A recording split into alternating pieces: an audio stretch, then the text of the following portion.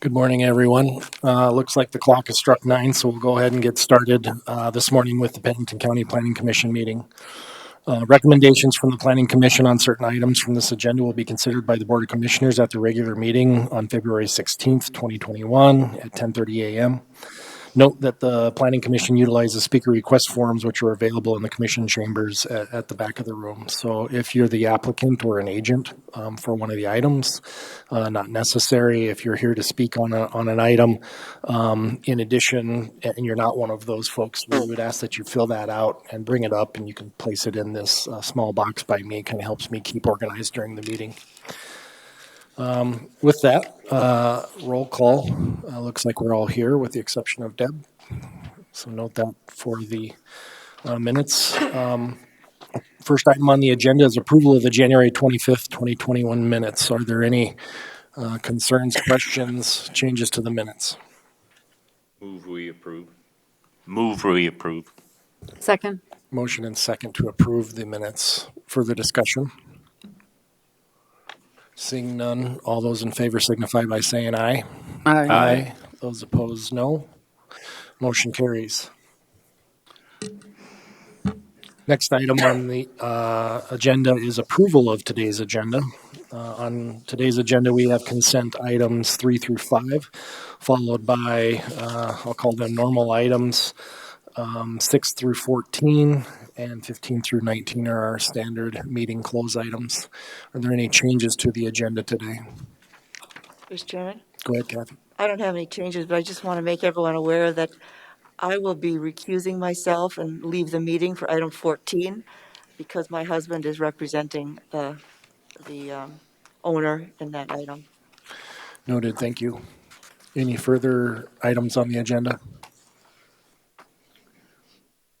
Seeing none, I would entertain a motion for approval of today's agenda.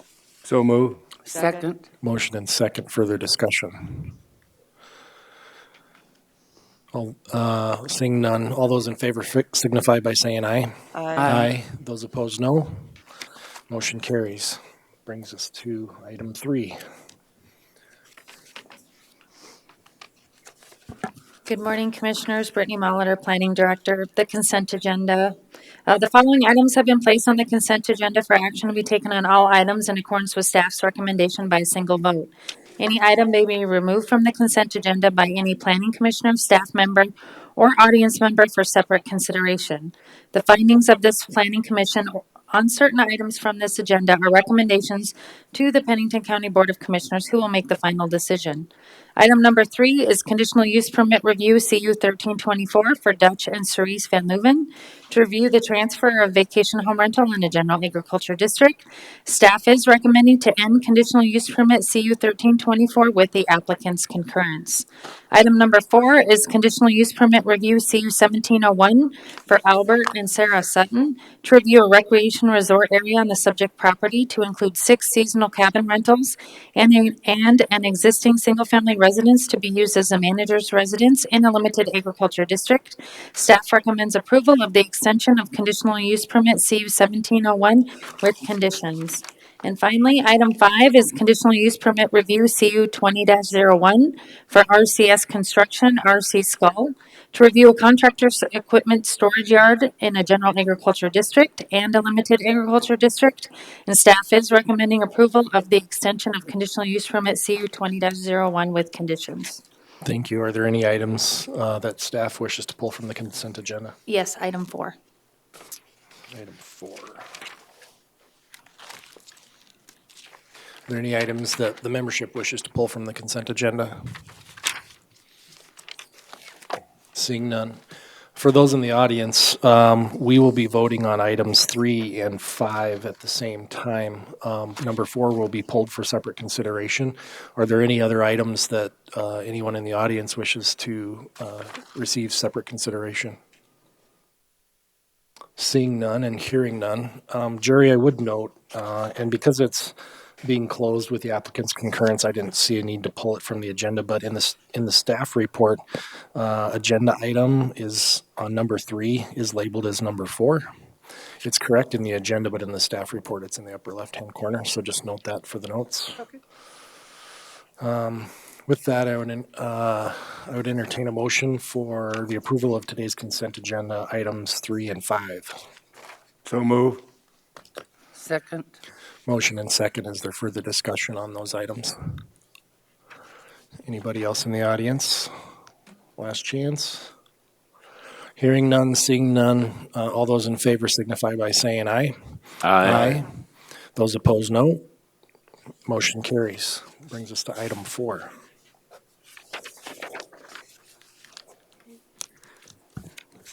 Good morning, Commissioners. Chitima Sabun Planning Department. I would like to make a correction to the staff report for conditional use permit 1701. Please go to page 5.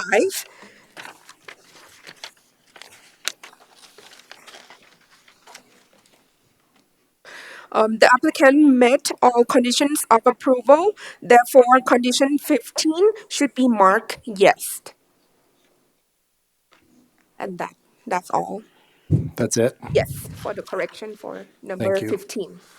So noting that the fire extinguishers were located on each floor, staff recommends approval of item 4, and it appears that there is 18 conditions. Is that correct? Yes. Is there a motion? Can I ask a question first? Go ahead. On your item number 3 on page 27 of your conditions, it says all addresses must be posted so they are visible from both interior roadway and from Campfire Drive. Is that really possible? Do you make them use a bigger number or Yeah, they have a big number, like about 6 inch? 6 inches, and you can see Just it. wondered. Yep, you can see in the picture. Yes. All right, because I didn't have time to go see that, but I wondered whether you could see them from both Yes. locations. Thank you. Further questions for staff on this item? Is there anyone in the audience that wishes to speak on this item? Make a motion, we approve item number 4. Thank you. Second. Motion and second. Further discussion? Seeing none, all those in favor signify by saying aye. Aye. Aye. Those opposed, no. Motion carries. That brings us to item 6.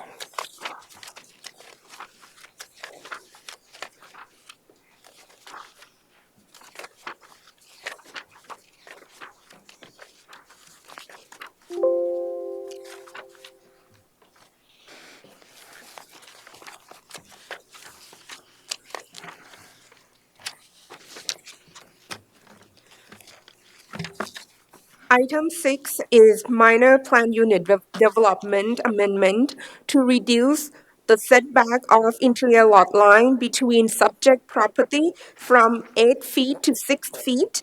The applicant is Chris Ham. The agent is KTM Design Solutions. The applicant is in the audience today. The subject properties are zoned as Plan Unit Development District. The subject property will be described as Lot A and Lot B. Lot A contains the caretaker residence and storage units. The access is off of Muirfield Road. Lot B contains storage unit. The access is off of Dunsmore Road. Both Lot A and Lot B are not located within special flood hazard area. The request was routed for interdepartmental review. County Highway is opposed to reducing setback and commented that this property should be platted. The applicant is aware of the option to plat the properties. He preferred to request a minor amendment to this PUD. City planning stated that allowing additional storage unit on Lot A is not in compliance with the city future land use plan. Any development must be designed to meet the city major street plan. This development existed prior to the implementation of the city's major street plan. The applicant applies for building permits to build additional storage unit on Lot A. During the building permit review, staff requested the applicant to submit a site plan showing the distance of the existing storage units on Lot A.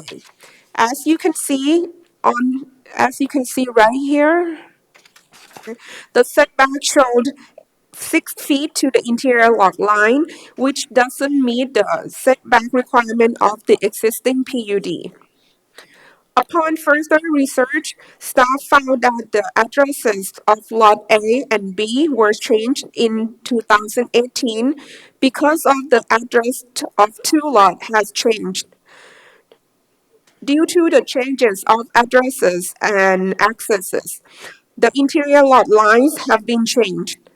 Per the previous approved building permit for the existing storage units, those building permits were approved with the 8 foot setback of that said interior lot line. Therefore, this minor plan unit development amendment request is to reduce the setback of the said lot line between lot A and B from 8 feet to 6 feet. The applicant is aware of cladding option, but prefer to request the amendment to the existing plan unit development. The applicant owns both lot A and B. The applicant states that the access to the storage units is via Dunsmore Road. The remaining setback requirement of the other lot lines stay the same. Staff recommend approval of the minor plan unit development amendment PU 2101 with conditions. Thank you. Are there questions for staff on this item? Yes. When was the original project put in? Have you got that in your dates? Beef is prior to, I think it's 1983. Is that right? Uh-huh. When you actually opened the door? Sir, could you come to the front and help answer the questions? Go ahead and state your name for the record, and then we can work And it then that I'll way. ask my second question of him. So I won't. Chris Ham, Okay, just when did you open the door? Give or take. I'm not going to hold you to 1985. 85. And don't I remember, I used to be on the commission before. This is not the first time you've been before the commission. Correct. We did this, an amendment or a new PUD in, I believe, 18, 2017. 17. Yeah. And that was to get those two buildings going in the lot A. Oh, And so I've done, the last 3 years, I've put buildings up and we just keep connecting them and connecting them. Okay. And so that's what we're doing. I had like 5 phases or 6 phases that I was going to complete it. And this year, when I went down for the building permit, we noticed that the lot line was 6 feet or whatever, 6 Correct. feet instead of 8 feet. So it was just I guess, my builders that didn't have it correct. But we're already halfway done with this, the project. All right, and you own both of the lots, A and B. Right. And you answered my question, kind of, what is the setback, about 6 feet? Mm-hmm. Okay, and then how did the address changes affect this? I don't think it affects it at all. When we started this back in '85, it was coming off of Sharon Lake Road. Dunsmore did not go through the way it does now. So we came off of Sharon Lake Road, and then we would turn into the storage place. If you showed that one picture of the front entrance. So now, once they, right there. So this road, Dunsmore, going to the north was never there. So we had our own driveway coming in and then going into that entrance, and that was called 7800 Sharon Lake Road. When they put this road, Dunsmore, going through to the new project stuff behind us, they made me switch it to 7401 Dunsmore. Okay, and then this one isn't for you, but I don't think you should go away. I'm sure there's other questions that the panel might have. This one's for you, Shuda. we still don't require, when we give a building permit, in this case, it would have been way back in 83 or 84, we don't require anybody to show their lot lines or corners or anything by an engineering document, do we? Back during that time, no, it's not like, yeah, Thank you. you're welcome.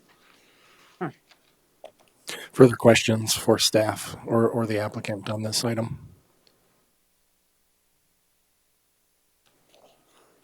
Okay. Thank you, sir. Hearing none, seeing none. Anybody else in the audience wish to speak on this item? Okay. With that, staff recommends approval of the reduced setback line and the modification to the planned unit development PU 21-01 with 21 conditions. Is there a motion? I so move for approval. Second. Motion and second. Further discussion? All those in favor signify by saying aye. Aye. Aye. Those opposed, no. Motion carries. Brings us to item 7. Good morning, Cody Sack, Assistant Environmental Planner. Item 7 is conditional use permit request 21-01 to allow a home occupation, a home-based firearm business on the subject property in a suburban residential district. The applicant is Thorn Kinetic Systems, Robert Espinoza. The property as it sits is 0.42 acres. It's zoned suburban residential district and has a residential use. There are 7 criteria for approving a conditional use permit. Number one, home occupations take place entirely within a home and should not be detrimental or endanger the public health or safety or general welfare of the public. Number 2, this conditional use permit should not change the residential use of the property and thus should not have any long-term negative effects on the use enjoyment of other properties in the immediate vicinity. Number 3, allowing this conditional use permit should not affect the normal orderly development or improvement of any surrounding vacant property in the area.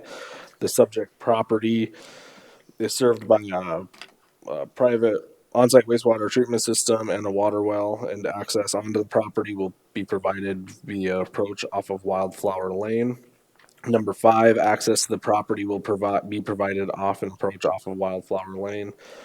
Number 6, the current zoning is suburban residential. Home occupations are allowed in the district with a conditional use permit. And number 7, the future land use of the property is suburban residential district, which allows for a single-family residence as a primary use.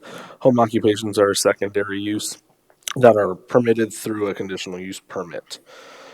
Currently, the property sits, there's a single-family residence on the property that was built in 1974 per Department of Equalization records. This was routed around for comment. The only major comment back was that emergency services would like the applicant to post the address visible from the street and the driveway. On February 2nd, staff spoke with the applicant who stated that the business is mainly internet sales and storage of guns to sell. Some manufacturing will take place on the property, but is limited. There will be limited to no in-person sales.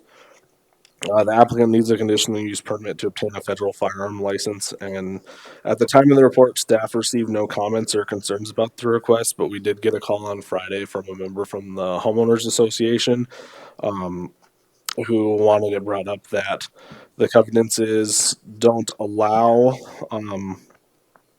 commercial businesses, but there is another firearm business in the area that's allowed. They just wanted the applicant to contact the HOA to understand what he was doing. Staff spoke with the applicant this morning who stated that he indeed talked to that member of the HOA and is working through that process. So staff is recommending approval of conditional use permit 21-01 with 13 conditions. Thank you. Are there questions for staff on this item? Yeah, Mr. Chairman. Go ahead, Sandy. Is this just a coincidence? Or did it say to have something to do with number 8? Are they related at all? No, they are separate requests that are just done at the same time. Okay, they just happen to come together on the same day. Correct, yes. Okay, Good morning, thank you. Cody. Just kind of one, as I understand it, the county, Pennington County, we don't do anything in regards to special items, what I'm seeing, of storage of powder, ammunition, caps, that sort of thing. We're not involved. We leave that to the federal firearms license. Correct, yes. Okay. We don't even go with our emergency people so that they know where it's located in the building structure, or maybe they have another structure. Do we do that?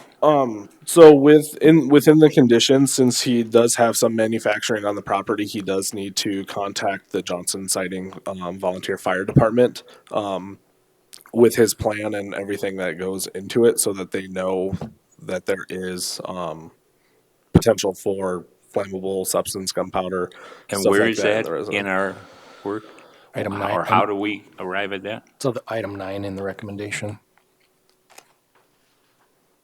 Okay. I missed that. I'm sorry.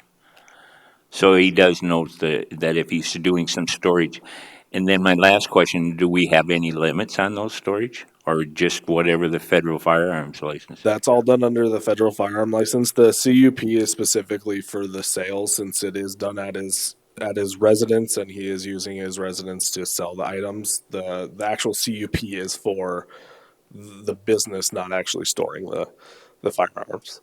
Okay. The reason I thought, and I don't know whether the federal firearms license allows for it, theoretically, someone could get into wholesaling, not even where they drive up on the property, like loading supplies. That's what I'm thinking. And we're not involved in it. In other words, you could have quite a bit of storage if the license allowed it. Whatever the limits allow for that federal firearm license. Just a silly question. Are you aware how much they do allow? I'm not aware, no. Okay, thank you. If the homeowners association had objected, if they wanted their covenants upheld, what would happen? That would be a civil issue. We don't enforce covenances. We only go by our zoning ordinance, and our zoning ordinance allows in-home occupations. Thank you. Further questions for staff on this item? Mr. Chairman? Go ahead, Kathy. So I noticed that on condition 10, it just states, the reasonable measures are taken to control odors, fumes, dust, noise, vibration, lighting, da, da, da, da, da. So as not to have a nuisance. So what happens, what's the process if a neighbor alleges that some of these things are creating a nuisance? What's the process there? They would file a complaint with our office. Our ordinance enforcement officer would go out and investigate, and if there is a nuisance, it would be brought. He'd be given time to fix it. If he doesn't fix it, the request would be brought back in front of the planning commission to discuss further measures or revoking the conditional use permit altogether. I see. So in other words, it triggers a review, and if it's not remedied, then the review comes to this board. Yes. I see. Okay, thank you. But that's only if they fill out the paperwork and go to the effort. Yes, there'd have to be a complaint. Now, if this is reviewed in 1 year, if staff went out and was reviewing it in 1 year and found there to be issues with some like odor, dust, fumes, and stuff, that would be addressed at that review. But in the meantime, it'd be done by a public complaint. That makes sense. Further questions from staff on this item? Colin McNeese, State's Attorney's Office. I just wanted to add on to Cody's answer about nuisances that Commissioner Johnson and Commissioner Rundy had. There's a process by statute, so if the conditional use permit was granted, then the commission could deal with the violation through the CUP review process. But there's also an ordinance violation that could go through the normal ordinance violation procedures. That wouldn't come before this board. That would be handled by my office. In essence, it's the same thing. A complaint comes in, the ordinance officer goes out and investigates. If the ordinance officer determines that it's bona fide or that there's probable cause, then he'll work with the person to bring the property into compliance. If after a certain amount of time there's no effort or nothing's done, then he'll refer it to my office and we'll take all steps necessary to remedy the violation, which includes civil and criminal penalties. Thank you. Further questions for staff on this item? Cody is the applicant here. Yes, he is. Okay. I'd like to have him come up. Okay. If the applicant's in the audience, can you please come forward, sir? We have a few questions for you at the board. When you get to the podium, if you would state your name for the record, please. Thank you. How you doing? Robert Espinosa. Thanks, Robert. First question is, you're manufacturing what, reloading? No reloading. Design, what are you doing? It's basically, it's a desktop milling machine. It's Okay. about the size of this. It's a box about this size, and it just takes 80% lowers and actually fishes them out to actual firearm. Okay. Do you plan to store some reloading or powder or caps? No, I'm Right not into now? reloading. Okay. Further questions for the applicant? Thank you, sir. Anyone else in the audience wish to speak on this item? Hearing none, seeing none, recommendation from staff is for approval of conditional use permit 21-01 with 13 conditions. Is there a motion? I move approval. Second. Motion and second. Further discussion? Hearing none, seeing none. All those in favor signify by saying aye. Aye. Those opposed, no. Motion carries. Brings us to item 8. Item 8 is conditional use permit CU 21-02. It is to allow a home occupation, a home-based firearm business on the subject property in a low-density residential district. The applicant is Inrut Rifles Incorporated. The applicant is Mark Lemke. The property is 4.02 acres. Its current use is residential and it's zoned low-density residential district, which requires a 3-acre lot size minimum. Good criteria for approving a conditional use permit. There's 7 criteria. Number 1, home occupations take place entirely within a home and should not be detrimental or endanger the public health, safety, or general welfare of the public. Number 2, this conditional use permit should not change the residential use of the property and thus should not have any long-term negative effects of the use on the use and enjoyment of other properties in the immediate vicinity. Number 3, allowing this conditional use permit should not affect the normal orderly development or improvement of any surrounding vacant property in the area. The subject property is served by an on-site wastewater treatment system. The access to the property is off of Sun Country Lane. Number 5, access to the property will be provided via an approach off of Sun Country Lane. Number 6, the current zoning is low-density residential. Home occupations are allowed in the district with a conditional use permit. Number 7, the future land use of the property is rural residential, which allows a single family residence as a primary use. Home occupations are secondary use that is allowed through a conditional use permit. Currently, there is a single-family residence on the property with a detached garage. There is no special flood hazard area on the property. This was routed around for comment. The emergency services came back and wished that the address be posted where the be visible from the street and the driveway. On January 7th, staff spoke with the applicant who stated that there will be no manufacturing done on this site. He's actually has a different manufacturer. He's just using the residence to sell and transfer and store firearms, as well as purchasing supplies. In-person sales will not take place on the property. Items will be stored in a safe. The applicant needs the conditional use permit to obtain a federal firearm license. Staff has received several concerns. I believe you guys have copies of the emails. Some are stating the covenants against the planning department does not enforce covenants. As for shooting on the property, there is nothing in our ordinance that states that individual can't shoot on their property. However, if it's a nuisance, that would be a complaint that'd have to be filed with our ordinance enforcement officer. So staff is recommending approval of CU 21-02 with 12 conditions. Thank you. Are there questions for staff on this item? Cody, is the applicant here? I'm actually not sure. Yes. Oh, yes. He is behind Cody. I wonder if he could come up and explain in detail, because these gun things are always confusing to me. I'm not quite sure what's being done. I know there's lots of different activities, so could you kind of explain what it is you're going to do? And Yeah, my name is Mark. okay, Mark. So, yeah, basically what we're doing is internet sales. And then I have another gun FFL dealer out by Box Elder. He does all the manufacturing over there.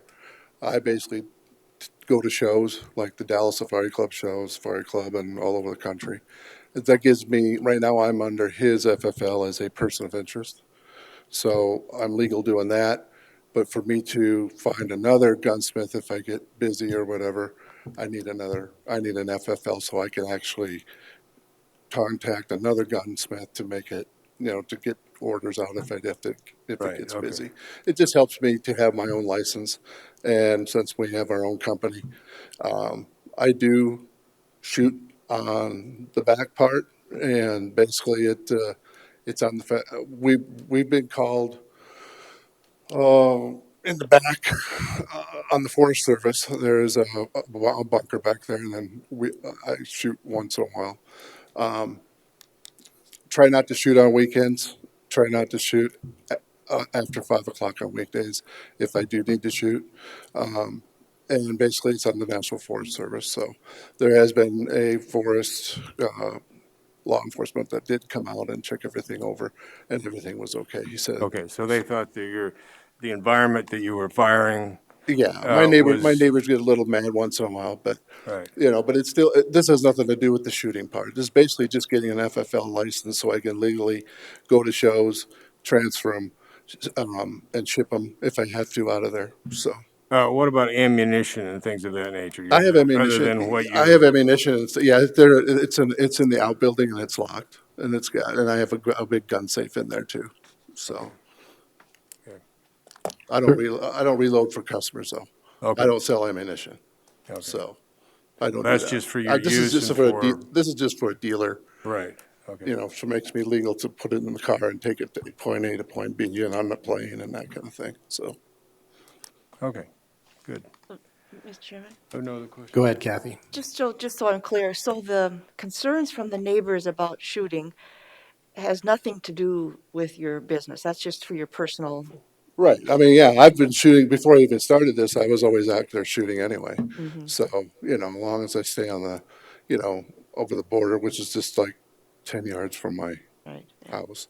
And then, other than that, they've complained a couple times about the sheriff, but that's me getting ready for hunting or something like that. Everybody else shoots on the national forest, and it's perfectly legal. So, I mean, I did have the sheriff came up a couple times, and he looked at everything and said, "Yeah, you're okay, no problem." So then the law enforcement came up and he talked to me, and we were okay there too. So. So in these emails, that when they indicate that you're shooting from your backyard, you are going over the property line before you're discharging firearms, Yeah. is that correct? Thank you. Mr. Any Chairman. further questions? Go ahead. Yeah, just Mark, if you could, our fellow didn't know, under these, you call it the FFL, the Federal Firearms License, what would it allow you to storage in the way of ammunition and powder and whatnot? Well, a while back, I did apply for an FFL, and at that time, I decided not to because I didn't really, I wasn't really, we were just getting started, so it wasn't like, I just went underneath it. So I put everything in for an FFL, and Joey, the ATF guy, did come out and went over everything, and I was approved to go. I just had to do this meeting, but I decided against it and just went under my gunsmith's FFL. But then and so I'm reapplying now, which I've already been approved with the ATF already, and Joey has come out and looked everything over and said everything is okay, so. I'm saying, what does it allow you? You see, we're looking at proving this based upon you having that.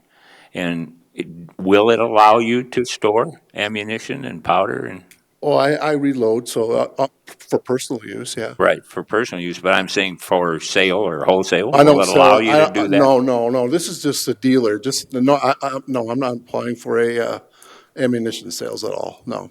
I don't sell ammunition. That's a different That's a item under the FFL? that's a different, actual different FFL you have to have. Okay, that's what I'm Yeah, asking. this is just a dealership one, so. Because It once allows we me to, approve this, we've approved it because it says that we don't indicate any type of federal firearms license. We just, that you have it. In other words, you could change or whatever, and that's what I was saying. And I do have oh, concern, hopefully by that time I grow enough and I'm not gonna be over here. I could go find a building, but you so. can understand where I would have concern when you start storing in regards to emergency services and Oh, neighbors and yeah, whatnot. When yeah. you're storing powder and firearms, reload ammunition stuff on a big Like way, on what? if you were doing it on a bigger way, Oh, no, I don't do it on a bigger way, no. It's just basically for myself. you still didn't get me. I didn't Once get we you. approve this, you could go back and get it, I'm saying, so that's why it's of concern to me. You can go back. We're open. All we know is you have a federal firearms license. Right. We don't know whether you're involved in the storage or the sale of it No, after we approve this. no, I'm not involved at all with Okay. selling it, no. All right. Did I get it this time? Yeah. Well, let me, But then I'd like Cody, somehow, we've got to get, I think, something in here where if they go back and they get a different license and they Well, start storing it, oh, I I'm think not gonna, that's of interest to me as a oh, commissioner. I'm not gonna do that, so. I'll be out of there by that time and have my own building, Understood. So- I'm just trying to say some people might do that. oh, I would, so. sir, do I understand you correctly that if you were to become a ammunition manufacturer, that is a separate FFL FFL, license yeah. from the one that you are Yes, yeah. applying for? Yeah. All right. Yeah, there's different classes of FFLs. There's a manufacturing FFL, and then there's a sales, and then there's a class 3. That's like fully automatic, and you have to get a Sure. big clearance for that. And so I'm just basically, just move them around and then ship them out of there is all I do. Okay, so I think a mechanism, Charlie, to alleviate your concerns would, we could put a condition in here that basically just said that if the applicant's FFL license, were to transfer from a dealer to an ammunition manufacturer, that a separate review would be required or something along That's those fine lines. with me. Is Yeah. would that be agreeable to you, sir? Yeah, oh yeah. I don't plan on selling it anyway. It's a liability situation, Okay. guns or not. Thoughts on adding that? Yeah. That's where I'm headed Yeah, with this. okay. If I think you that start that- with that. storing these, we don't have any control over the amounts the federal firearms people do with their license. We don't know whether there's 1 pound out there or 100 pounds, that Sure. sort of thing. Understood. Okay. My dad- Further questions for the applicant or Cody on this? Mr. Chairman, my biggest concern is we probably should have done the same thing to the other one. So one thing, when applicants apply for a FFL license, the ATF does call us. That's how these came about. They were doing the review process to see if they needed a CUP. So if they apply for any other FFL license, the ATF will call us and see if the CUP does allow them to have that. I agree with that, but just in case of an error, I think we've got to err on the side of caution here. And it looks to me like the door is open either through, just thinking and changing your mind, as well as by accident, that we could have a dangerous amount of storage out in a residential area. And I think that's of concern to me when it's in regards to our emergency personnel that go to these sort of things. Now, you had Johnson Siding to contact Johnson Siding. In the other one, I guess I do think we should look forward enough to say that we better have something in there for conditions in the future so that if it did switch to a manufacturing of ammunition or stocking of ammunition, that we've got to be notified so that it gets in there as a good sound condition. Okay. Thank you, Cody.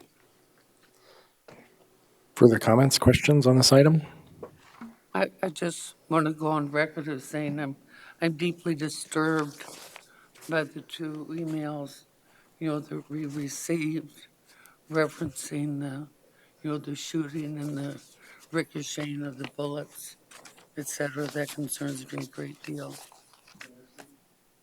If you are, please come forward to address that.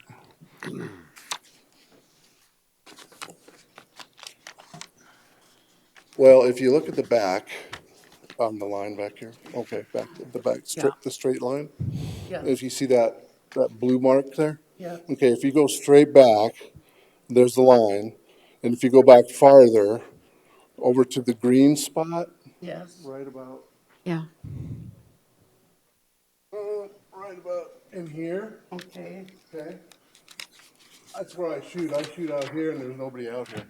And there's a dirt bank back here with a board. And it, as far as ricocheting, there's no ricocheting ever going back that way. It never goes back that way. And I've talked to the sheriff, and I've talked to the law enforcement at and the ATF guy came out and looked at it. And he said that basically you're okay, because anybody can go on the Black Hills and go shoot anywhere they want to. you can shoot anywhere you want. On the Black in Hills, the Forest Service. yes, on the National Forest Service, it's legal to shoot anywhere you want to. Okay, I was not. So aware that's of what that. the law enforcement guy told me. Sure. You just can't have, I had a long range target at one time out there, and he came in, we went and got it, and I don't have any long range targets out there anymore, so. Yeah. Did you get copies of these emails? No, I never gotten them, Well, so. well, here, I just think it's important that, you be given the information. Oh, yeah. Yeah, you can take those. Okay, thank you. You're welcome. Mr. Chairman, Go ahead. isn't that issue exclusive of what the applicant has applied to do?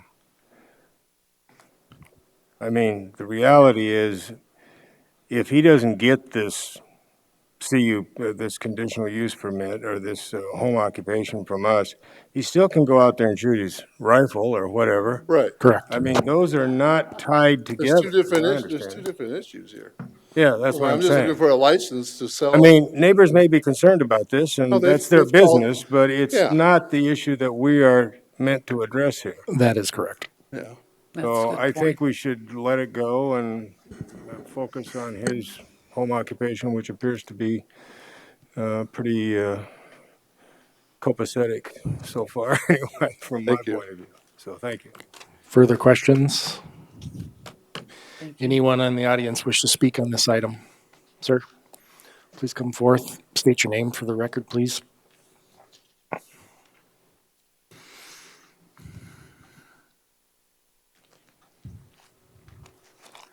My name is Alan McCoy. I live at 23917 Sun Country Lane. And I wrote one of those emails, I believe, that you have.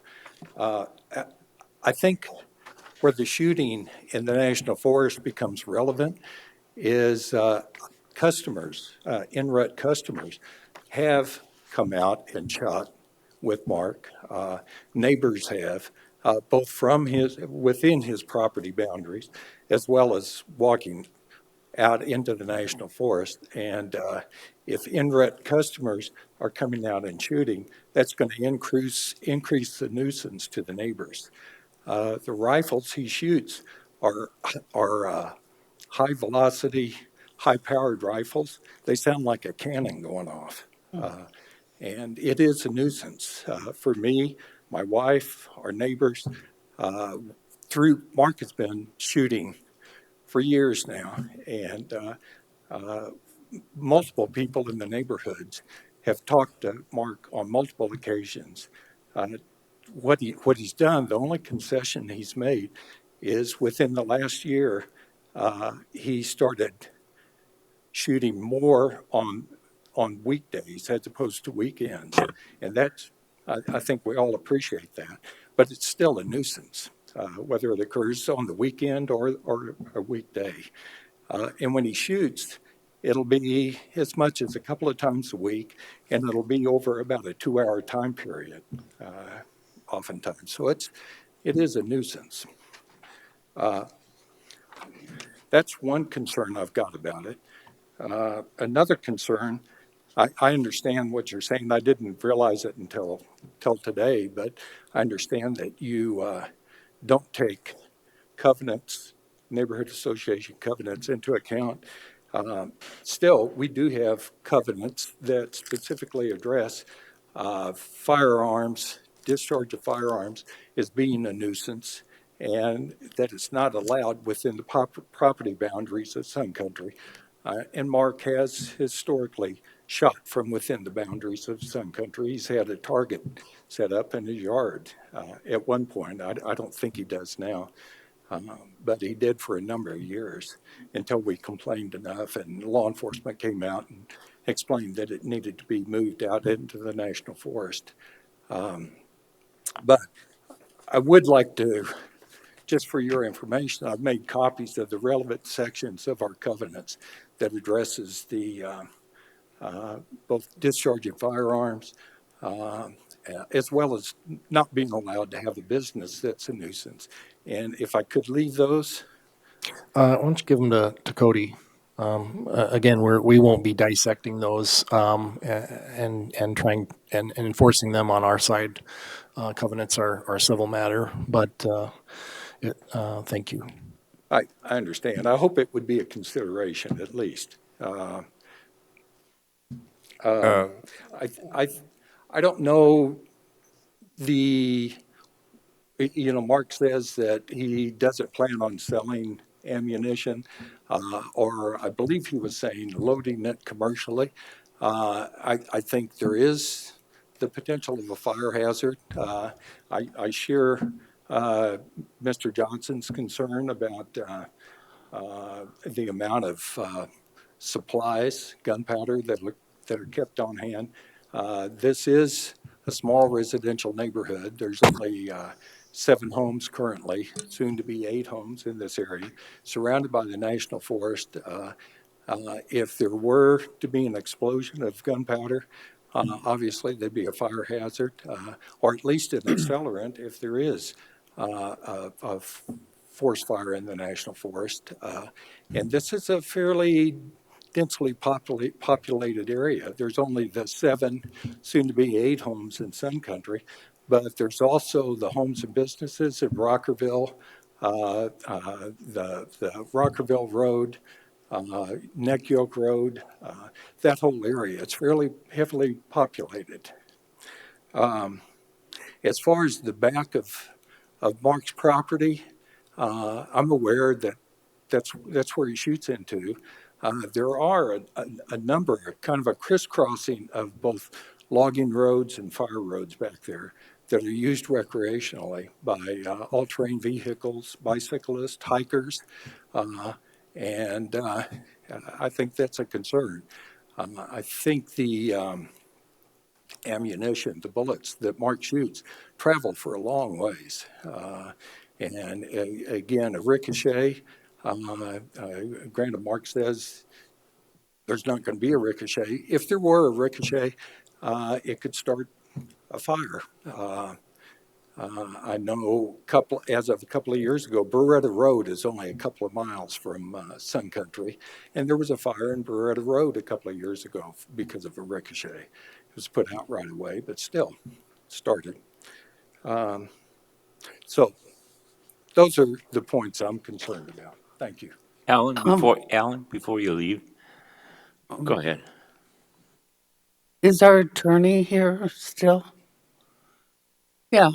Could you just explain, because the issues that you were talking about require, my understanding, a civil lawsuit.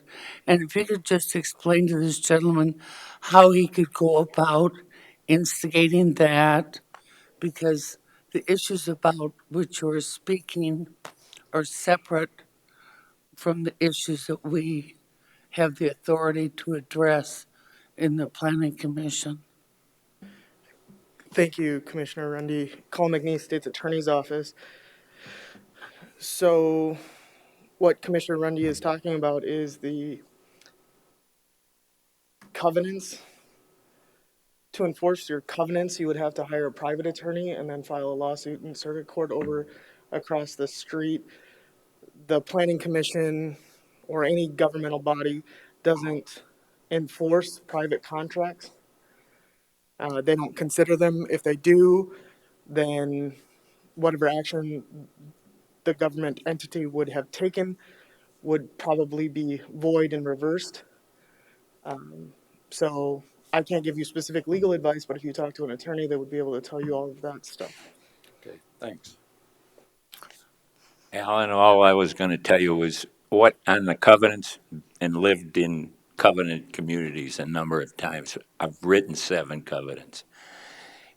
Basically, by asking this planning commission or the board of commissioners to look at those things, we become an arbitration committee. That we'd all have to be trained in looking at these things from a legal viewpoint, like our council, and it just isn't going to work. Let alone the fact that most of the government entities, as council quickly noticed, do not recognize this for review by their bodies. And that situation isn't going to change down the road. Thank you, Al. Okay, thank you.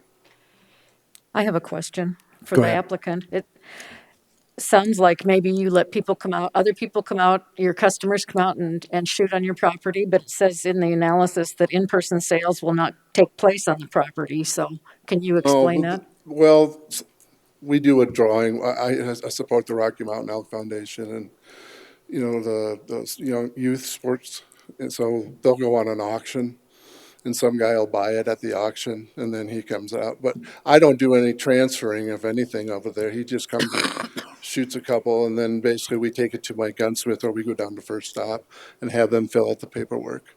And as far as me having a target on my property, I've never had a target on my property. I've had that on there since I built the house back in 2004. That berm was back there since 2004, and that was before all these other people pretty much moved here. So I Once you was have your, the second one there. yeah, once you have your license though, you would be able to do in-person sales on the property, correct? No, No, No? the conditions. no. It's all internet. So basically, they would go down to First Stop Gun downtown, and that's what most of them do. And then they'll pay the $35 to do the paperwork.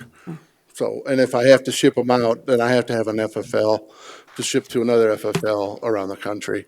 So they could go down there and do their paperwork.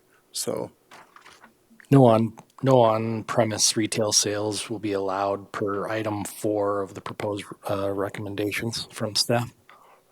Okay, And thank so you. if that were to change, then that would be a conditional permit review.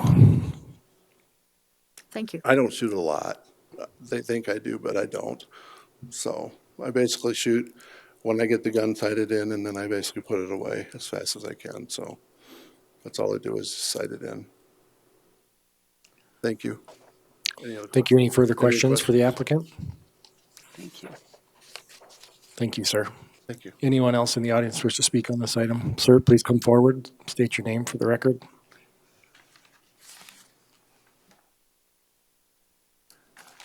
I'm Floyd Schaefer, I'm a neighbor of Mark's up there. I actually own 2 properties up there. It's 23906 and 23909. 909 is the vacant one. But first of all, I'd like to say Mark he's a good neighbor. I trust Mark, but this isn't about, I guess there is some trust involved with what may happen in the future if he's granted this permit. But I just want to make some other points on that. You've all had the email. But one, I think the land value up there, knowing what could potentially happen, is going to affect all of us. It's going to drive the land value down. I wouldn't want to buy a home up there of that value, and it's kind of a high-end area, knowing what's going on next door. So I want to make that point. It affects us all financially. If not today, down the road. I'm going to jump all over the board. I've been making notes here, but Mark said there has been sheriffs out there. There's been special agents out there, and he says they're okay. They're not okay. They're not okay because he's been warned to stop it. It hasn't stopped. Shooting from his house into Forest Service ground. And I say that because he's got two permanent targets that I know of out there. Having a permanent target on Forest Service ground is illegal. You're supposed to take it down at night.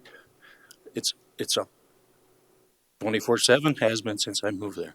I've been there now 6 years. And I know he shoots behind his house because I've done it myself. When I first moved there, thinking, oh, this is cool. But, you know, after I realized how it's impacted myself and the neighbors, I've stopped. So can't tell me that he's going into Forest Service and shooting because it's not happening. Okay, make that point. So let's see.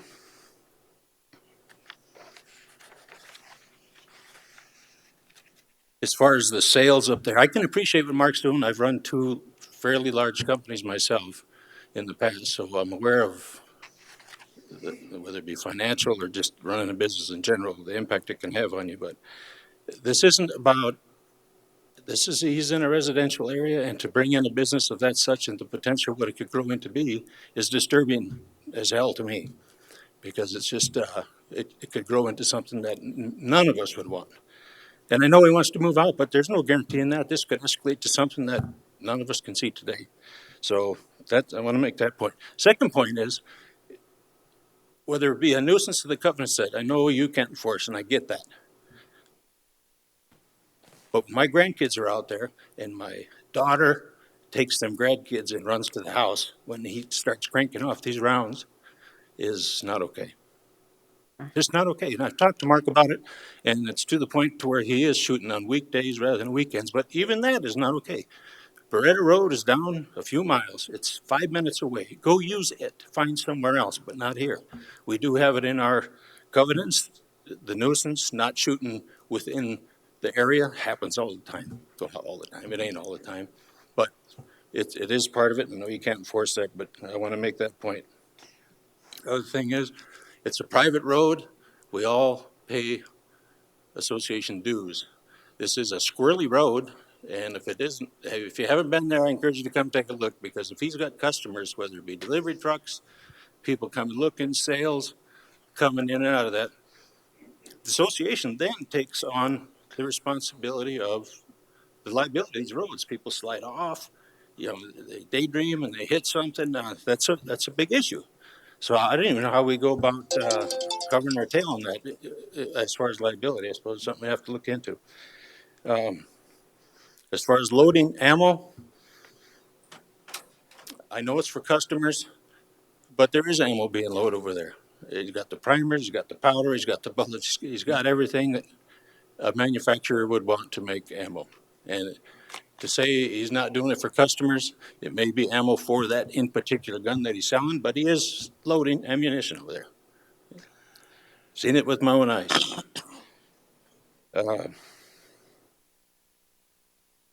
As far as the trails that Al referred to and Mark has referred to, Mark said he took that one long range shooting gong out of there, he calls it.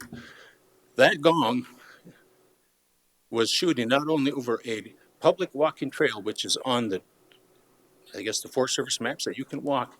I can see with my eyes if I go up there and see that, but it's on the east side of our properties. People walk that. I walk it.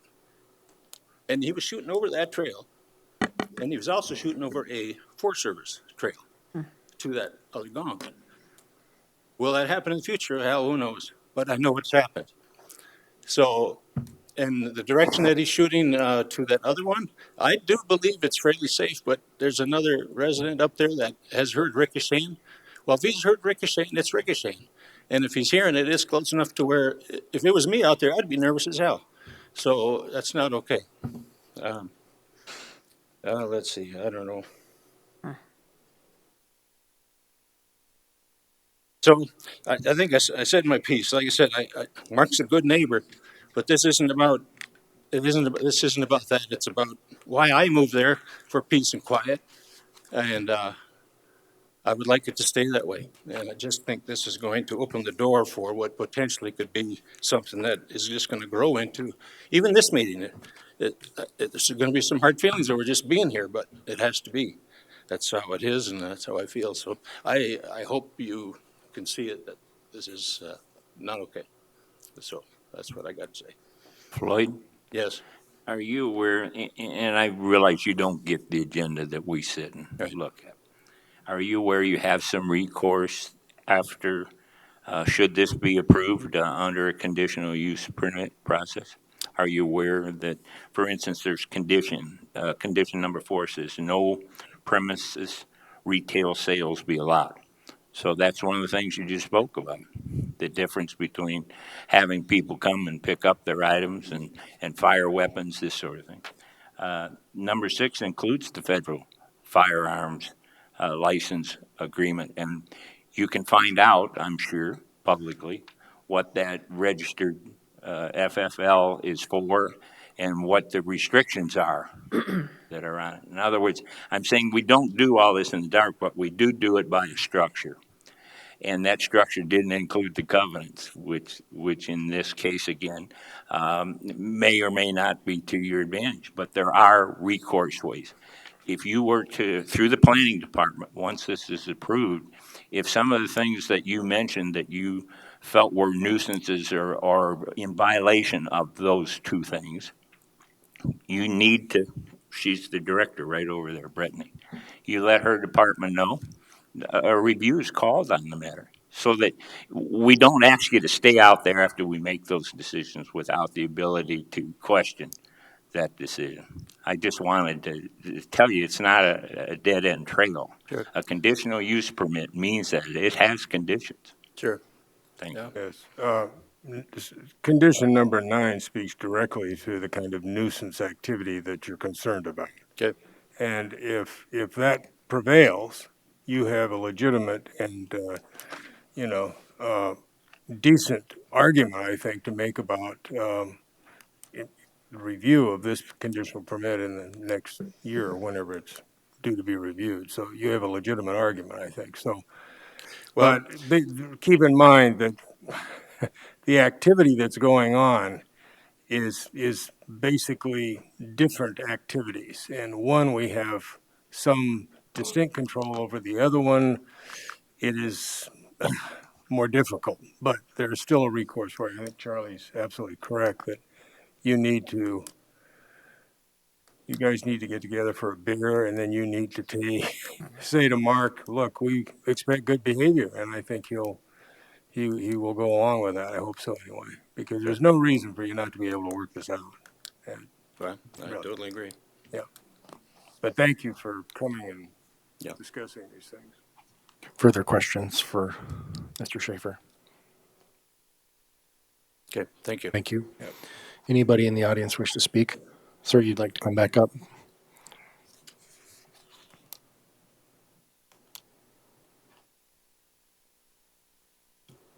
Just to make it clear that on the national forest, there's trails back there.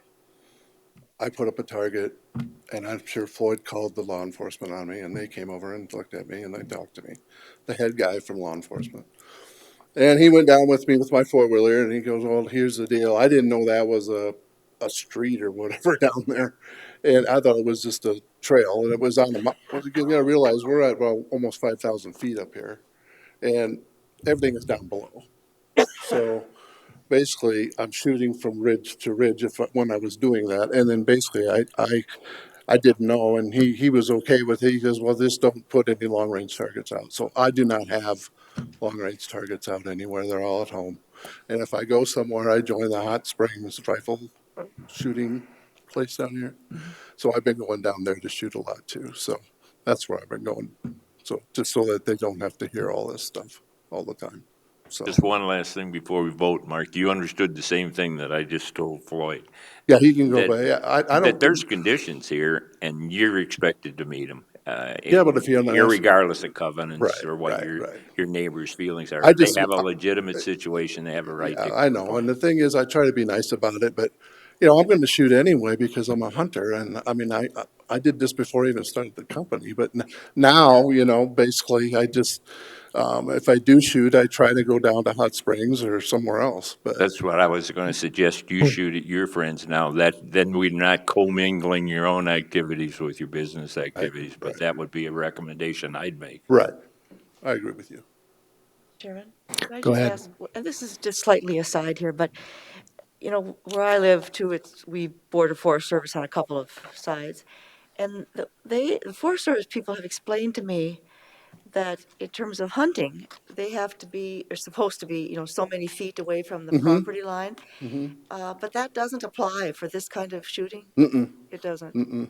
No, he told me I had to be at least 250 feet, I think it was, away from other people. And there, as you can see, we're pretty spread out. And my neighbor on the left has a business also. He does a business, he does barbecue sauce. Anyway, he shoots his handguns out here. I can't control that, but he shoots But handguns back for there. just recreational shooting, And there's people that, yeah, it's and there's not like people, hunting where you have to be so many feet away right, from a property line. yeah, Okay. because you can't shoot at deer and then into the, you know. Uh-huh. So, you know, in the back here, there's people shooting all the time. So it's not just me shooting. These trails are all back here, and there's people back there that go down there and they're shooting and they think I'm shooting. So, you know, it's kind of like I can't, you know, anyway, that's all I'm saying. Fair enough. So, Okay. Thank you. thank you. Anything further on this item? Sir, please come back up. You've referred to conditions several times. Could I get a copy of those conditions? Sure. I'll have you work with staff after the meeting to get that. They're also posted online. If you go to the Pennington County Planning Commission website, you go to 2021, go to this specific meeting, February 8th, and then there is a packet, an online packet. And we basically, there's currently 12 conditions, and we talked about adding a 13th one on here, and it's included within this agenda item within that packet. But staff can get you a copy of that after the meeting. Okay, thank you. Yeah.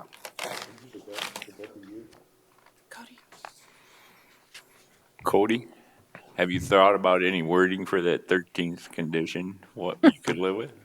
You know, I'm not gonna lie, I kind of forgot what the 13th condition Basically, was that after if this. he were to apply to change his category for the FFL, as he called it, that if that included a change in that it be reported to you as your office as well, so you could follow. Yeah, so I would say that we would make a condition that would state that any additional or amendment to his current FFL license would require a review of his conditional use permit. I'd live with that. Okay. Any further discussion on this item? Sir, please come forward and state your name for the record. Hi, my name is Chris Ham. I'm a friend of Mark's, and just listening to all this, I understand the neighbors all have concerns, but I'm understanding that you guys are voting on a CUP for Mark to get an FFL. So all this other stuff with the shooting on, I can go anywhere out there in the national forest and shoot my gun all day long if I want to. So I understand their concerns and ricochets. Mark is careful. He's got a berm that's 6 feet tall of rock and dirt in front of the rock, so his bullets are not going to be flying all over the place. He's had people come up, take a look at it. I've shot on it too. I want to be safe. I don't want anybody getting hurt.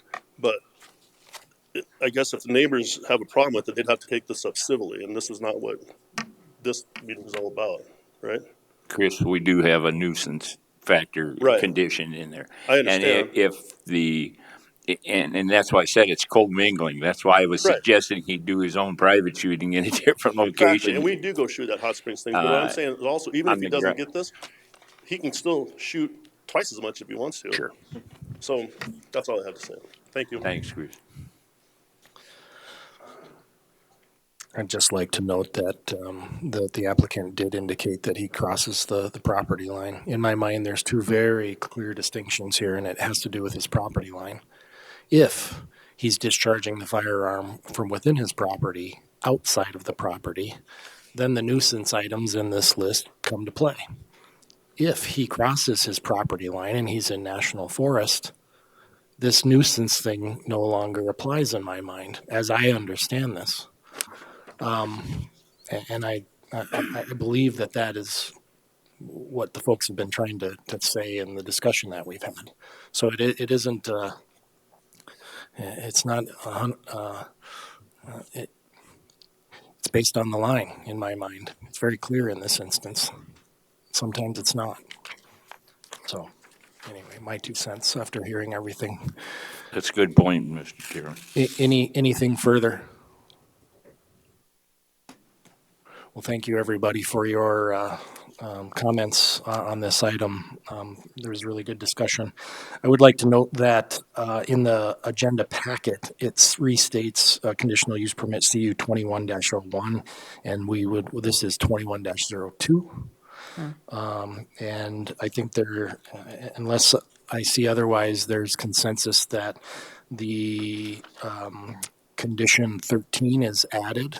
That would state something along the lines of if the FFL license were to be amended or changed from a dealer license, it would require a separate review of this conditional use. Is that correct? Correct, yes. All right. Any further discussion? Hearing none, seeing none. Is there a motion, or staff's recommending approval, and we have 13 items. Is there a So motion? I would move approval with the 13 conditions. Is there a second? I'll second. Motion and second. Further discussion? Hearing none and seeing none. All those in favor signify by saying aye. Aye. Those opposed, no. I, Is that no? no. Okay. So do we have 5 yes, 5 ayes, 1 no? All right, thank you. Motion carries. Brings us to item 9.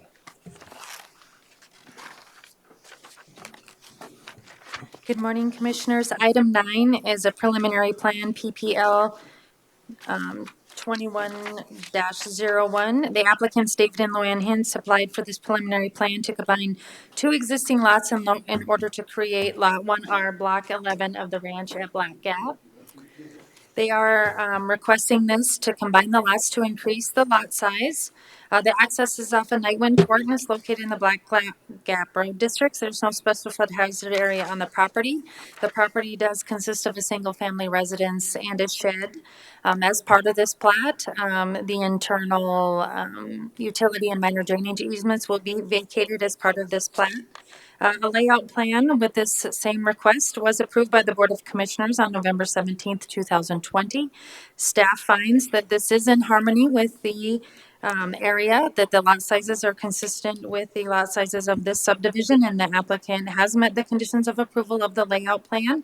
So staff is recommending approval of this preliminary plan. Thank you. Are there any questions for staff on this item?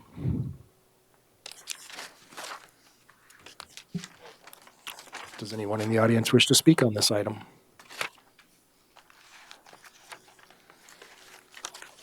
Hearing none and seeing none. Staff recommends approval of preliminary plat PPL 20-01 with 5 conditions. Is there a motion? I would move approval.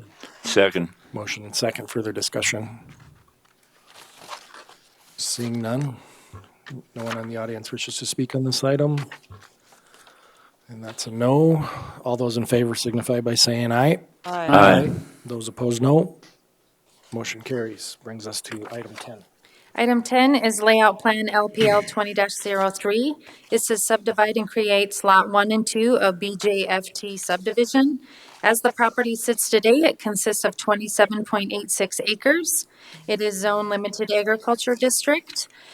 They are requesting to subdivide this property into one 7.86 acre lot, which will consist of an existing warehouse storage building and another 20 acre lot. The access to these lots is through an easement. They would have to increase the size of that easement and go north to access that 20-acre lot. There were a couple items that staff had noticed when doing this review. There is some concern that that storage warehouse actually meets the setback for that zoning district. So that is added as a condition of approval for this layout plan, is that they determine what that setback is, and if there is a variance that is needed, that is obtained by the Board of Adjustment before moving on to the preliminary plat. And another concern that came about was that there is an on-site wastewater treatment system that does serve this warehouse building, although we do not have any information on whether that system has been pumped and inspected. So we are asking that they also obtain a observation form and or operating permit prior to moving forward with this request. But it is in harmony with the surrounding area and the existing lots and land use of the area, so staff is recommending approval of this layout plan with conditions. Thank you. Are there questions for staff on this item? Does anyone in the audience wish to speak on this item? Hearing none, staff recommends approval of layout plan 21-03 with the 10 conditions noted. Is there a motion? I So so second. Pretty good harmony. Yeah, you guys, we have a motion and second. Can Further I just discussion? ask Brittany one question then under discussion? Yes. And then, any previous file matters, like we spoke about earlier, Correct. in regards to this property, that will come, they'll be looking into those then in relationship to the building permit and the wastewater system permit. Correct. And I also needed to mention that there will be a conditional use permit requirement for that warehouse building. Oh, okay. So you guys will see this property again as the conditional use permit for that storage building. Thank you. Further discussion? No one in the audience wishes to speak on this item? That's a no. All those in favor signify by saying aye. Aye. Aye. Opposed, no. Motion carries. Brings us to item 11.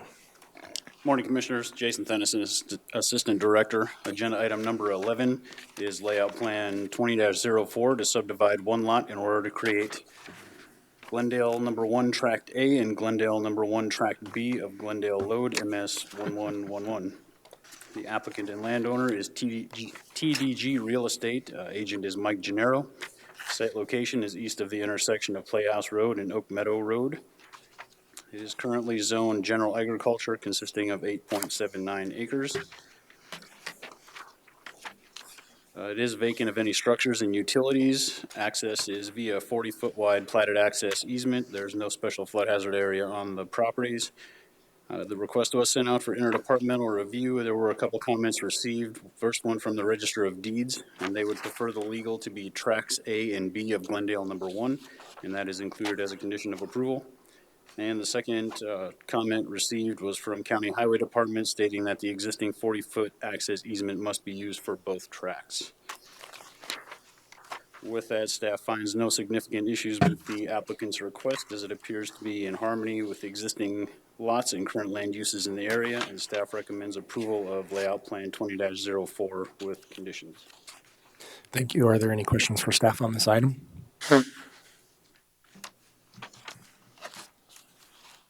Seeing none, is there anybody in the audience that wishes to speak on this item? Mr. Chairman, move that we approve it per staff recommendations. I'll second. Motion and second to approve layout plan 21-04 with 10 conditions. Further discussion? Hearing none, seeing none. All those in favor signify by saying aye. Aye. Aye. Those opposed, no. Motion carries. Item 12. Agenda item number 12 is preliminary plat 20-01 to combine two lots in order to create Lot 1R of Lot 7 and 8 of Clear Creek Placer. The applicant and landowner are Ron and Susan Johnson. The agent is Renner Associates. Existing property today that we're talking about is 10.473 acres. It is currently zoned low-density residential district as well as general agriculture district. As you can see on the screen there, the existing lots are above. The one in red contains a single-family residence with an attached garage, a shop building, and a detached garage, as well as an on-site wastewater treatment system. The smaller portion on the right-hand side contains a 199-foot communications tower, but that is not on the portion of the property being discussed today. Access to the properties is via computer loop. There is no special flood hazard area on the properties. The request was sent out for interdepartmental review, and there were no comments noted. And with that, on November 3rd of 2020, the Board of Commissioners approved Layout Plan 20-31 with conditions. The applicant has also submitted a rezone 21-01 to be heard as the next agenda item at today's meeting. Staff finds no significant issues with the applicant's request, as it appears to be in harmony with existing lots and current land uses in the area. And staff recommends approval of preliminary plat 21-05 with conditions. Thank you. Are there any questions for staff on this item? Jason, just a Turn. question on renter's drawing.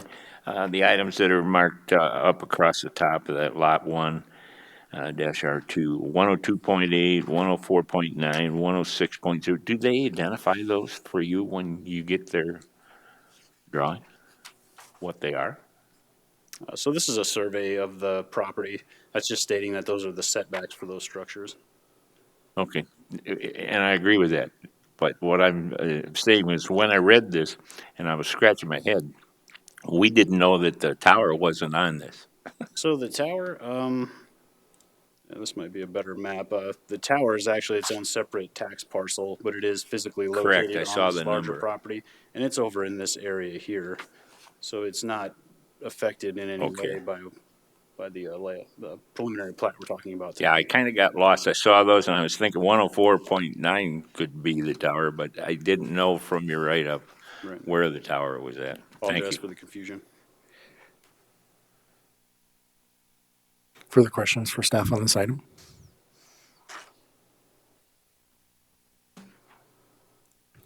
Does anybody in the audience wish to speak on this item?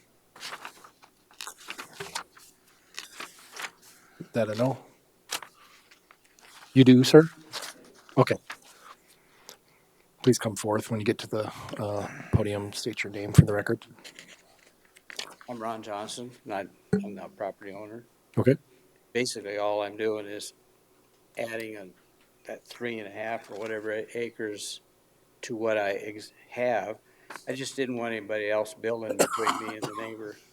And it's really not a very good place to build anyway. There's an irrigation ditch that comes up through there and all that. So I'm just kind of adding on to what I already have, give me a little more room. That's basically all it is. Okay. Is there any questions for the applicant? Okay, sir. Thank you very much. Any further questions? Seeing none. Staff recommends approval of preliminary plat 21-05 with 6 conditions. Is there a motion? So moved. Second. Motion and a second. Further discussion. Seeing none. All those in favor signify by saying aye. Aye. Those opposed, no. Motion carries. Brings us to item 13. Agenda item 13 is a follow-on request to the previously discussed preliminary plat. It is rezone 21-01 to rezone 10.473 acres from low-density residential and general agriculture districts to limited agriculture district. Staff did review current zoning within 1/2 mile of the subject properties. We did note general agriculture, limited agriculture, low-density residential, suburban residential, and general commercial districts. Future land is identified with agriculture district, rural residential district, commercial district, and suburban residential district. There are several properties zoned limited agriculture district, excuse me, within 1/2 mile of the subject properties. Therefore, the applicant's request to rezone appears to be in harmony with the current zoning in the area. The request was also sent out for interdepartmental review, and no concerns were noted. Therefore, staff recommends approval of rezone 21-01. Thank you. Further questions for staff on this item?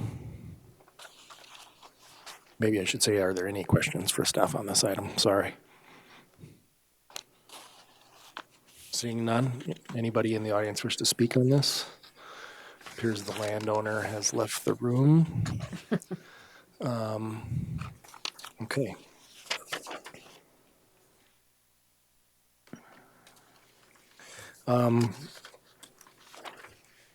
Well, seeing none, is there staff recommends approval of rezone 21-01.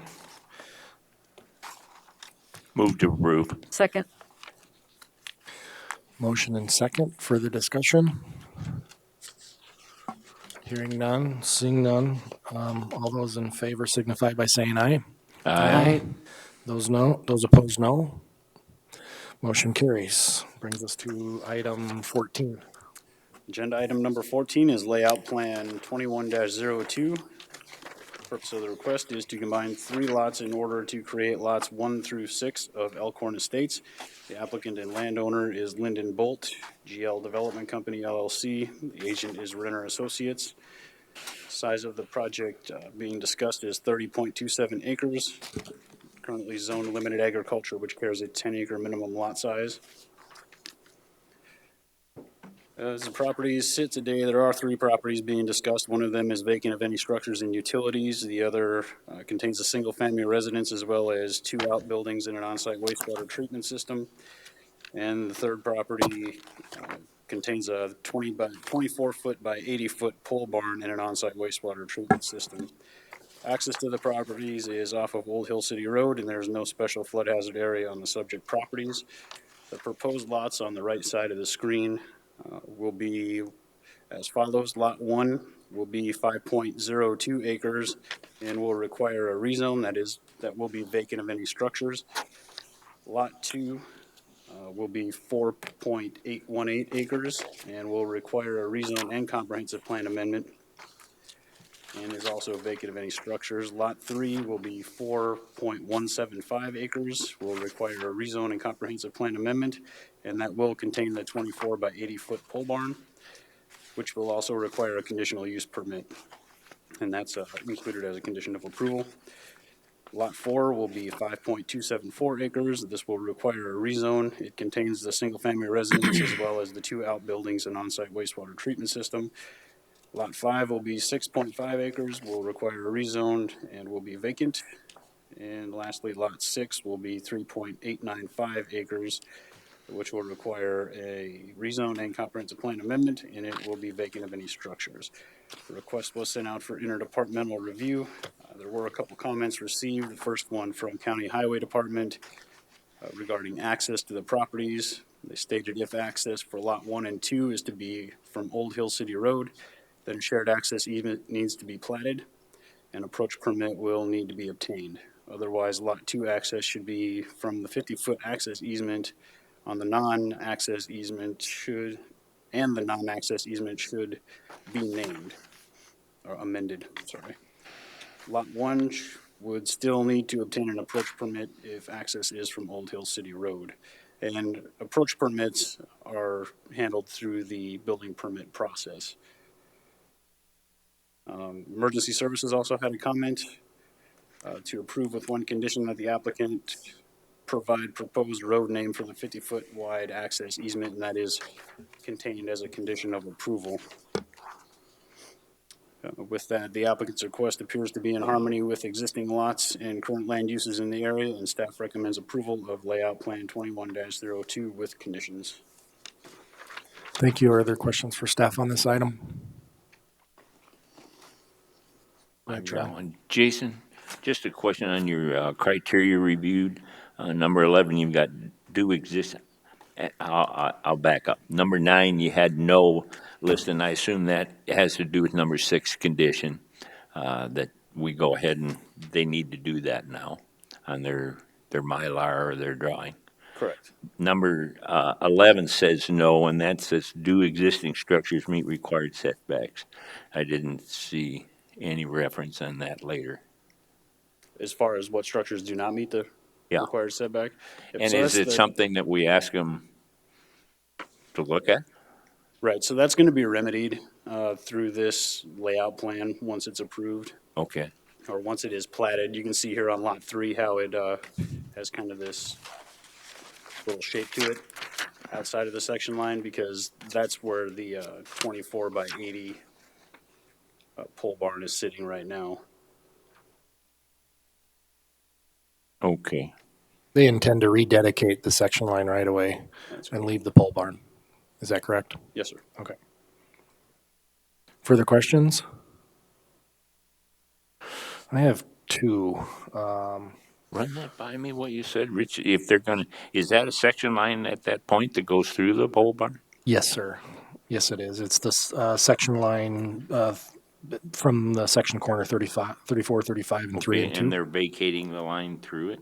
And so they would have to vacate the section line, but then they're rededicating it. What does that do? Not that I would be interested or anything. They're moving it over, but they're keeping it in place. They're gonna remove the section line so it won't be in line with the other side, people's section line? That's correct. So it doesn't, that's basically where the pole barn is sitting in the section line right now. So they're going to relocate that section line so they meet setbacks. Okay, can I ask one more question then? Because this really gets technical. Is the other section line that it won't be in line with anymore, is that on public property? Like Black Hills It is. National It's Forest? not being removed. It's just being relocated. So it's not going to stop access to that adjacent property. It's just going to go around here and then connect again to the section line down here. Oh, I see you, okay. Yeah, so we're not vacating section 'Cause I lines, don't- closing, anything like that. Oh, all right. I've got to look in brighter light, old geezer time. All right, I see your line now. Not common, but it Okay, does I happen. understand what you're saying then, Rich. Yep. Thank you for bearing with me. In the past, we have had questions about lot sizes along Old Hill City Road and densities with respect to water. And it appears to me that these lot sizes that have been selected are in this 4 to 5 acre size. And is that similar? I was looking at some of the other items here. It appears to me that that's somewhat similar to the lot sizes across the road and adjacent. And has there been any questions about that? I've not received any questions about that. Okay. That was one question I had. And then it appears that there's a drainage that goes through the middle of some of these lots that'll need to be addressed during the planning process as well, yeah? Correct. Okay. I don't have any further questions. Thank you. Further questions for staff on this item? Seeing none. Anybody in the audience wish to speak on this item? Okay. Staff recommends approval of layout plan LPL 21-02. I just want to make sure this is 21-02. Is that correct? That's correct. Okay. Yeah. With 13 items, is there a motion? I so move. Second. Motion and second. Is there further discussion? Seeing none. Last time, anyone in the audience? Hearing none, seeing none. All those in favor signify by saying aye. Aye. Those opposed, no. Motion carries. Brings us to item 15. Good morning, Commissioners. Item 15 is a county board report. The Board of Commissioners concurred with the Planning Commission's recommendations from the January 25th, 2021 Planning Commission meeting. Thank you. Are there any items from public today? I think we're all out of public in the room here. Public's gone. Items from staff. We just have the building permit report.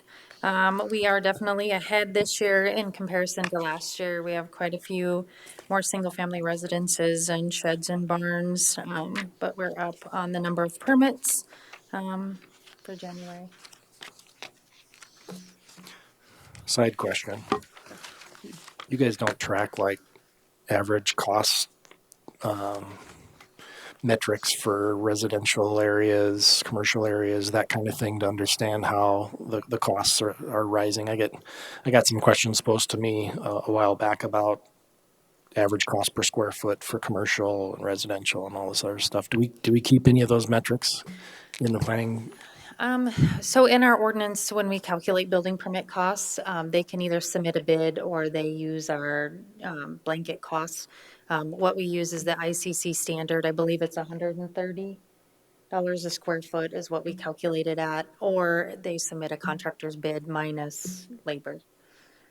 So most of them do use that $130 per square foot for calculations of finished square footage. Okay, thank you. Any questions for staff on the building permit report? Items from the membership? Nothing? All right. We're on to item 19. Adjournment. Is there a motion? So moved. Second. Look at that. Third. Motion and second. Fairly aggressive. Is there any further discussion?